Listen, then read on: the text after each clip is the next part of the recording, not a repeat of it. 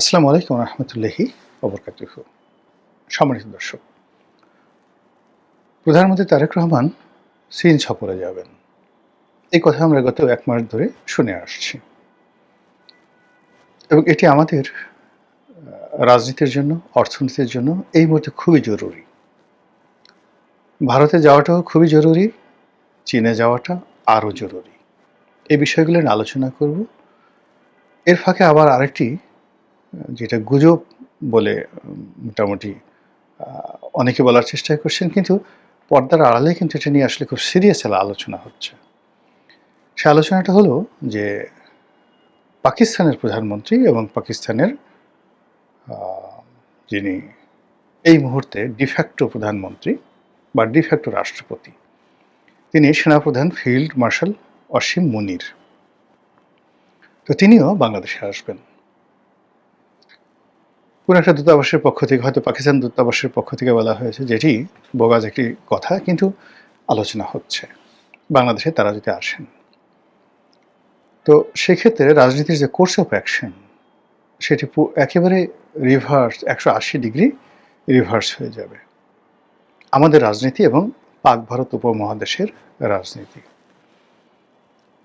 তো সেই বিষয়গুলো যখন ঘটবে, সেই সময়টাতে বিএনপি রাষ্ট্র ক্ষমতায় আছে, তারেক রহমান সাহেব এই মুহূর্তে দেশের প্রধানমন্ত্রী, এবং এই জিনিসগুলো আমরা কিভাবে সামাল দেব এবং আমাদের জন্য কি কি পরিণতি অপেক্ষা করছে এবং এই মুহূর্তে কি পরিস্থিতি এবং পরিবেশ তৈরি হচ্ছে সে বিষয়ে আলোচনা করব। আপনারা জানেন যে এই মুহূর্তে চীন সারা দুনিয়ার অর্থনীতির কেন্দ্রবিন্দু। তারা একটা মিলিটারি পাওয়ার গড়ে তুলেছে, আনবিটেন। এখন পর্যন্ত কোনো যুদ্ধ তারা করেনি, কোনো পরাশক্তির সঙ্গে তারা কোনো যুদ্ধ করেনি, কিন্তু যে যুদ্ধগুলো হয়েছে সাম্প্রতিক সময়, প্রায় সব যুদ্ধে তাদের প্রযুক্তি, তাদের মেধা, তাদের অর্থ ব্যবহৃত হয়েছে। সেটা আফ্রিকা বলেন, সেটা ইরান বলেন, সেটা শ্রীলঙ্কা বলেন, কিংবা ধরুন এই যে এখন মায়ানমার। তো মায়ানমারে যে যুদ্ধটা চলছে, এই যুদ্ধ অ্যাবসলিউটলি এখানে আমেরিকায় যুদ্ধটা করছে বিভিন্ন ফ্রন্টে। সেই যুদ্ধের মধ্যে চীনের প্রযুক্তি, চীনের অর্থ এবং লজিস্টিক সাপোর্ট নিয়ে মায়ানমারের জান্তা সরকার আজকের দিন পর্যন্ত প্রচণ্ড প্রতাপ নিয়ে টিকে আছে। তো কাজে চীন যুদ্ধক্ষেত্রে উপস্থিত নেই, কিন্তু না থেকেও সে তার পাওয়ারটাকে শো করতে পারছে। অন্যদিকে ইরানের যুদ্ধ এবং ইউক্রেনের যুদ্ধ, ইউক্রেনের যুদ্ধ যেভাবে চীন নিজে, রাশিয়া এবং একই সঙ্গে ইরান, তারা সম্মিলিতভাবে এই ইউক্রেন যুদ্ধটা রাশিয়ার পক্ষে চালাচ্ছে। উত্তর কোরিয়া তো সরাসরি সেখানে হাজার হাজার সৈন্য দিয়ে তারা সাহায্য করছে রাশিয়াকে। আর অন্যদিকে আমেরিকা এবং ফুল ন্যাটো, ইউরোপ, তাদের যত অস্ত্র, যত গোলাবারুদ, যত ভাড়াটিয়া সৈন্য, মানে যা কিছু আছে সব কিছু দিয়ে ভ্লাদিমির জেলেনস্কিকে সহযোগিতা করে এই ইউক্রেন যুদ্ধটা টিকিয়ে রাখার চেষ্টা করছে। কিন্তু ইতিমধ্যে ইউক্রেনের একটা বিরাট অংশ রুশ বাহিনী দখল করে আছে এবং এই দখল উদ্ধার করা কোনো অবস্থাতেই সম্ভব হবে না। তো বোঝার চেষ্টা করুন যে এই যে যা কিছু গত করোনা সময় থেকে আজ পর্যন্ত এই বিশ্বে ঘটছে, ইনক্লুডিং করোনা সহ, সেই সব কিছু নিয়ন্ত্রণ করছে চীন। এবং ওই সময়টা যখন করোনা হলো, তখন ডোনাল্ড ট্রাম্প কিন্তু বলেই ফেলেছিলেন যে এই করোনা এটি হচ্ছে বোগাস, এটা চীনের তৈরি একটা কৃত্রিম জীবাণু, অর্থনীতিকে, বিশ্বকে টালমাটাল করে দিয়ে সারা বিশ্বের ইকোনমি তাদের দিকে নিয়ে যাওয়ার জন্য তারা এই কাজগুলো করছে, আমি টিকা ঠিকা কিচ্ছু নেব না। তো সেক্ষেত্রে আসলে ঘটনা যদি চক্রান্তটা তাই হয়ে থাকে, তাহলে এই করোনার যে অভিঘাত, সেই অভিঘাতে পৃথিবীর যত সম্পদ তার একটা বিরাট অংশ চলে গেছে চীনের কাছে। আর এরপরে শুরু হলো ইউক্রেনের যুদ্ধ, তারপর এখন ইরানের যুদ্ধ। এবং যুদ্ধের ফলাফল আপনারা জানেন, চীন এখানে বিজয়ী হয়েছে। ডোনাল্ড ট্রাম্প এইবার ক্ষমতা আসার পর চীনের সঙ্গে সে রীতিমতো একটা স্টার ওয়ার তৈরি করে রেখেছে। এর আগে চীনের বড় বড় কোম্পানিকে তারা ব্যান করেছে, চীনের অসংখ্য প্রতিষ্ঠানকে তারা ব্ল্যাকলিস্ট করেছে, চীনকে তারা দেখায় দেবে। এখন সেই চীনের কাছে রীতিমতো নাকে খত দিয়ে ডোনাল্ড ট্রাম্পকে আসতে হয়েছে। প্রেসিডেন্ট শি এর সঙ্গে ডোনাল্ড ট্রাম্পের হ্যান্ডশেক, এক টেবিলে বসা, কথাবার্তা, বডি ল্যাঙ্গুয়েজ, এই সব কিছু আপনি দেখেন, আপনি বুঝতে পারবেন যে চীনের প্রেসিডেন্ট কতটা সুদৃঢ়, কতটা বিজয়ী এবং কতটা দৃঢ়, আর ডোনাল্ড ট্রাম্প কতটা আনপ্রেডিক্টেবল। তার একটা ছবি বা ভিডিও ক্লিপ ভাইরাল হয়ে গেছে যে পাশাপাশি তিনি বসে আছেন, তার পাশে চীনের প্রেসিডেন্ট, তো মিস্টার শি জিনপিং। তো শি জিনপিংয়ের যে ফাইল, সেই ফাইলটির মধ্যে কি লেখা আছে সেটা শি উঠে যাওয়ার পরে তিনি সেটা উল্টে আবার সেটা দেখলেন। বিভিন্ন রকম ট্রল হচ্ছে এটা নিয়ে। তো এই হলো চীনের অবস্থা। তো সেই চীন থেকে যখন ডোনাল্ড ট্রাম্প গেলেন, সঙ্গে সঙ্গে যদি মিস্টার ভ্লাদিমির পুতিন তিনি বেজিংয়ে যাবেন, বেজিং সফরে যাবেন, এটা তিনি সঙ্গে সঙ্গে ঘোষণা করলেন।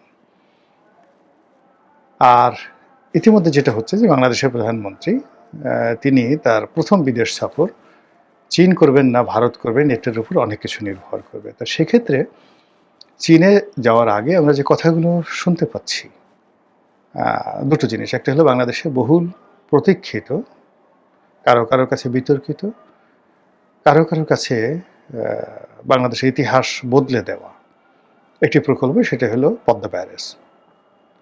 সেই পদ্মা ব্যারেজ, এটা ভারতকে রীতিমতো চ্যালেঞ্জ জানানো। এই পদ্মা ব্যারেজ সরকার এখানে অ্যাপ্রুভ করেছে। ইট মিনস এই অ্যাপ্রুভ করা মানে ভারতকে লাল কার্ড দেখানো। এটা বাস্তবায়ন হবে কি হবে না পরের ব্যাপার, কিন্তু এর মাধ্যমে বেইজিংয়ের দৃষ্টি আকর্ষণ করা হয়েছে।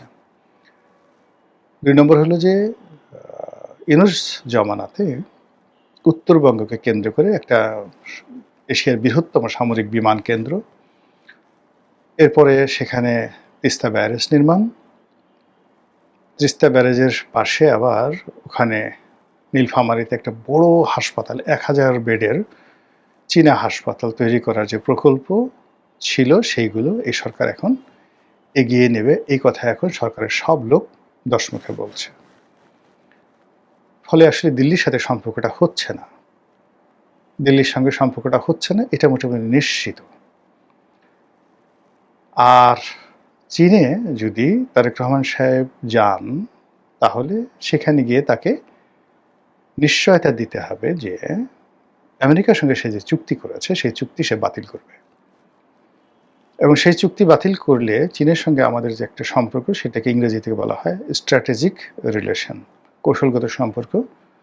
এটা সামরিক হতে পারে, এটা সামরিক তো অবশ্যই হবে, সামরিক অর্থনৈতিক, just like Sri Lanka, just like Nepal এবং মালদ্বীপ, সেটা হয়ে যাবে। এবং সেটা যদি হয়, তারপরেই আপনি দেখবেন যে উইদিন 15 দিন বা 1 মাসের মধ্যে পাকিস্তানের প্রধানমন্ত্রী, যেটাকে এখন অস্বীকার করা হচ্ছে, তিনি আসবেন না, এবং পাকিস্তানের সেনাপ্রধান বাংলাদেশে আসবেন।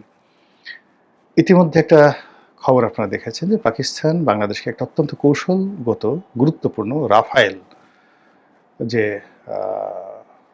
যুদ্ধবিমান আছে, সেই যুদ্ধবিমান বাংলাদেশকে দেয়া হয়েছে। এটা মানে বাংলাদেশের যে সামরিক ইতিহাস, কূটনীতির ইতিহাস, এই গত স্বাধীনতার পর থেকে আজ অবধি এটাকে জাস্ট একটা ধাক্কা দিল। এরকম একটা যুদ্ধবিমান আমরা সেখান থেকে পেলাম, নাম্বার 1। নাম্বার 2 হলো বাংলাদেশের প্রশাসনিক কর্মকর্তারা দল বেঁধে এখন পাকিস্তানে যাচ্ছে।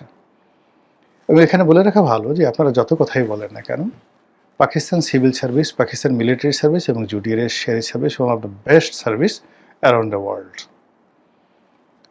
সারা পৃথিবীতে, শুধুমাত্র মানে যে ভারতবর্ষে নয়, ভারতের জুডিশিয়ারির চাইতে পাকিস্তানের জুডিশিয়ারি অনেক অনেক ঐতিহ্যবাহী। স্টিল তারা সামরিক শাসন, সেনাবাহিনীকে চ্যালেঞ্জ করে, মানে তাদের দেশের ইতিহাস, ধরুন একজন জেনারেল পারভেজ মোশাররফকে অ্যাবান্ডন করে দিল, ক্ষমতাচ্যুত করে দিল। সেই স্বাধীনতার পর থেকে পাকিস্তানের জুডিশিয়ারি যে সকল সিদ্ধান্ত নিয়েছে, যুগান্তকারী সিদ্ধান্ত নিয়েছে, আনবিলিভেবল। তারা যেভাবে ইমরান খানকে বাঁচিয়ে রেখেছে, ইমরান খানকে যেভাবে প্রোটেক্ট করেছে, এটা পৃথিবীর অন্য কোনো দেশে এইরকম কর্তৃত্ববাদী একটা সেনা শাসন যেখানে রয়েছে সেখানে কোনো জুডিশিয়ারি পারত না, বাট পাকিস্তান জুডিশিয়ারি সেটা পারছে। এরপরে পাকিস্তান সিভিল সার্ভিস, ওখানে পাকিস্তান সিভিল সার্ভিস আমাদের দেশের সেই সিভিল সার্ভিসের মতো না, যারা গিয়ে মন্ত্রী এমপিদের পাছাটার জন্য, বগুড়ার মানুষের পাছাটার জন্য, আগে গোপালগঞ্জের লোকদের পাছাটার জন্য সারাক্ষণ জিব্বা বের করে থাকে। এইরকম আমাদের দেশে যারা সিভিল সার্ভিস, এটা পাকিস্তানের সিভিল সার্ভিস না। সিএসপি মিনস সিএসপি, ওখানে কথা বলতে হলে আপনাকে ওইভাবে কথা বলতে হবে, otherwise political leader it's okay, আপনি যান, তাফালিং করেন, বাইরে ঘুরেন, আপনি সেখানে ফাটাকেষ্ট হন, অনিল কাপুরের নায়ক হন, does not matter, civil service কিছু বলবে না। কিন্তু সিভিল সার্ভিসকে যদি কোনো ব্যাপারে ডমিনেট করতে হয় তাহলে আপনাকে ওই ধরনের লেখাপড়া জানতে হবে, সেটা মিলিটারি সিভিল সার্ভিস হোক আর সিভিল সার্ভিস হোক, ওরা ওই ধরনের একটা যাকে বলে ব্যক্তিত্ব রাখে, যেটা ভারত এখন পর্যন্ত অর্জন করতে পারেনি। ভারতের সিভিল সার্ভিসে ভালো, কিন্তু নট লাইক পাকিস্তান। 3 নম্বর হলো পাকিস্তানের এডুকেশন। এহসানুল হক মিলনকে সবাই খুব ট্রল করছে। পাকিস্তানের দেশ হলো, শিক্ষার ব্যবস্থা হলো, বিশ্বাস করেন মানব জাতির ইতিহাসের প্রথম বিশ্ববিদ্যালয় কোথায়? এই পাকিস্তানে, তক্ষশিলা। এই তক্ষশিলা বিশ্ববিদ্যালয়ের একজন অধ্যাপক চাণক্য। চাণক্য মানে কৌটিল্য, কৌটিল্য মানে বিষ্ণুগুপ্ত, বিষ্ণুগুপ্ত মানে চন্দ্রগুপ্ত মৌর্য, চন্দ্রগুপ্ত মৌর্য, তার ছেলে বিন্দুসার, তার ছেলে অশোক। মানব জাতির ইতিহাসে এই যে মৌর্য বংশ প্রায় 50 লক্ষ বর্গ কিলোমিটারের একটা সাম্রাজ্য মোর দ্যান 200 ইয়ার্স তারা চালিয়েছে। তো সেই সভ্যতাটা শুরু হয়েছিল এই পাকিস্তানের তক্ষশিলা থেকে। ভারতবর্ষে আর্যরা আসার আগে তারা কয়েক হাজার বছর ধরে একটা সভ্য মানে জাতি, নগর রাষ্ট্র এবং একটা সংস্কৃতি গড়ে তুলেছিল মহেঞ্জোদারো এবং হরপ্পার মাধ্যমে সিন্ধু উপত্যকায়। তো এখানে যখন সভ্যতা, তখন আসলে ব্যাবিলন সভ্যতাটা এত উচ্চ মার্গের ছিল না। কাজেই পাকিস্তানকে নিয়ে আপনি ঠাট্টা মশকরা করতে পারবেন না। এখন ইসলামাবাদ বিশ্ববিদ্যালয়, লাহোর বিশ্ববিদ্যালয়, লাহোর হাইকোর্ট, আপনি এগুলোর যে ট্র্যাডিশন, এর সঙ্গে আপনি ইন্ডিয়ার আপনি ধরেন কলকাতা বিশ্ববিদ্যালয়, কলকাতা হাইকোর্ট, এলাহাবাদ হাইকোর্ট, জওহরলাল নেহেরু বিশ্ববিদ্যালয়, আইআইটি, ভারতের যে আইআইটি, মানে এগুলোর সঙ্গে আপনি যতই চিন্তা করেন না কেন, শিক্ষা ব্যবস্থায় পাকিস্তান তারা যে পর্যায়ে গেছে, ইভেন তাদের যে ট্রিটমেন্ট, আমরা তো মানে কিছু হলে চলে যাই ভারতে, এখনো পৃথিবীর যে কার্ডিওলজি সব সারা দুনিয়াতে, লন্ডন আমেরিকা থেকে শুরু করে যত বিখ্যাত মানে ভাস্কুলার কার্ডিওলজি বা উইদাউট জাস্ট কার্ডিওলজি, মানে এই যে রক সংক্রান্ত যত জটিল চিকিৎসা আছে এবং কার্ডিওলজির যত জটিল চিকিৎসা আছে, এই জটিল চিকিৎসা সারা দুনিয়াতে যে কাজগুলো করে এর অলমোস্ট 60% হলো পাকিস্তানি ডাক্তার, যারা সারা দুনিয়াকে ডমিনেট করছে। এদের কাছে দেবী সেটি কিচ্ছু না, আমরা শুধু দেবী সেটি আমাদের কাছে বিখ্যাত। আপনি ইংল্যান্ডের কোনো বড় হাসপাতালে যান, আমেরিকার বড় হাসপাতালে যান, স্ক্যান্ডিনেভিয়ান দেশগুলোর হাসপাতালে যান, গিয়ে দেখবেন সেখানকার ভাস্কুলার কার্ডিওলজিস্ট যারা আছেন সব পাকিস্তানি ডাক্তার, প্রিন্সিপাল অথবা প্রফেসর। এবং পাকিস্তানের যে চিকিৎসা ব্যবস্থা আপনি কল্পনাই করতে পারবেন না এখানে বসে। Their food and everything, there culture, তাদের গান, তাদের মিউজিক, তাদের গোলাম আলী, তাদের মেহেদি হাসান, তাদের নূরজাহান বেগম, ও মাই গড, কল্পনাই করতে পারবেন না কোথায় তারা। তো সেই পাকিস্তানে যখন যাচ্ছে বাংলাদেশের সিভিল সার্ভিস, মিলিটারি সার্ভিস এবং তাদের সঙ্গে আমাদের যখন সামরিক মহড়া হবে, এটা রাজনীতির একটা কোর্স অফ অ্যাকশন পরিবর্তন করে দেবে। এখন যেটা আছে সেটা হলো আমরা ভেস্ত দোজখের মাঝামাঝি আছি। আমরা চীনের দিকে দৌড়ানোর চেষ্টা করছি, দিল্লির দিকে দৌড়ানোর চেষ্টা করছি, তারপর আমেরিকাতে দৌড়ানোর চেষ্টা করছি, কিন্তু কেউ আমাদেরকে ওন করছে না, নোবডি।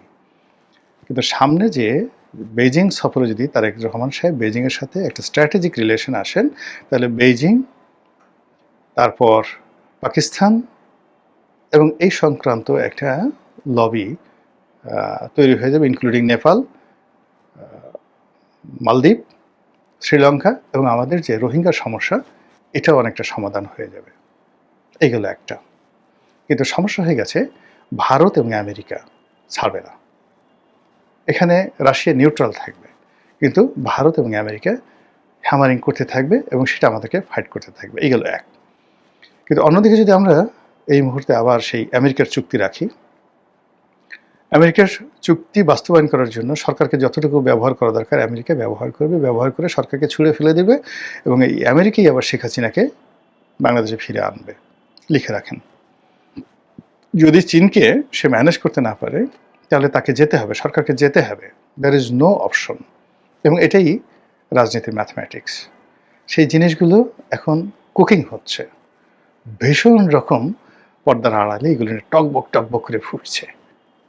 সেই ফুটন্ত জায়গার মধ্যে দিল্লি নাকি পিন্ডি, ওয়াশিংটন নাকি বেইজিং, খুব দ্রুত সিদ্ধান্ত নিতে হবে এবং দ্রুত এই সম্পর্কটা তৈরি করে ফেলতে হবে। দেরি করা যাবে না। One way. মহান আল্লাহ আমাদের সবাইকে হেদায়েত দান করুন এবং হেফাজত করুন। আসসালামু আলাইকুম ওয়া রাহমাতুল্লাহি ওয়া বারাকাতুহু।